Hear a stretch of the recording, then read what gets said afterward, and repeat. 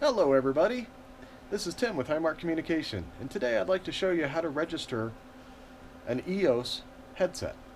Now I have an EOS headset here. You can always identify the EOS headset from HME because it'll have kind of a carbon fiber look around the buttons. So if you have the EOS base station, you need to have the EOS headset because they're high definition, so they're of a higher quality than the previous units. So if you have blue around the buttons or chrome around the buttons, that's not the right headset for this base station. In which case, if you have any questions about that, call us. We'll help you out with that. So to register this headset, first I'm going to place the battery into the headset, and of course it just moves into the slot here, and you simply click it in. At that point, I need to go into the menu functions of the base station and get it into the registration mode. I can do that by pressing any key. If the screen is dark, it'll light up for you. If it's already lit up, you can press the menu button in the lower left-hand corner. Then you can press the register headset button in the upper right-hand corner. At this point, it'll tell you how many headsets you have in the base station and how many more spots are available to register a headset. In this case, I have 7 registered to this base, which means I can fit 8 more. The base will hold 15 headsets. If you get into a situation where the base station is full and you cannot add a headset, then we will have a video in the future here that covers how to clear the headset out to make room for a new headset. So assuming that the base is not full, you can just press the register headset button in the lower right.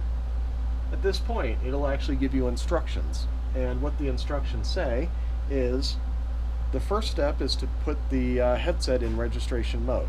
I can accomplish that by holding the B button down. While I'm holding the B button down, I'm going to push the power button, and you'll see that I have a red and green blinking light at the top. I can then let go of the B button because the headset is now in registration mode. Then on the base station, I simply press the register single button on the base station and give it a second. It's going to talk to the headset, and when they are on the same page, you'll see that the solid green light then shows up on the headset. At that point in time, you know that the headset's registered, and as you can hear, it's working. So once you have accomplished that, you can actually just back out of the menu system. You're done. However, if you have more than one headset that you want to register, that's actually easy to do with these. What you do is simply, as I did before, hold the B button down, turn the power on for each headset, set it down. Grab the next headset, hold the B button, turn the power on, and you get the flashing light, let go, and you can set it down. At that point, you can then press the register multi button, and it will register multiple headsets in one shot. And that just makes it a little easier, especially if you have a limited amount of time to do this. So once you've got your headsets registered, to get out of the menu, if you look below the screen here, it'll say back. If you press the back key 1, 2, 3 times, you'll be back to your lane status screen and you're ready to go.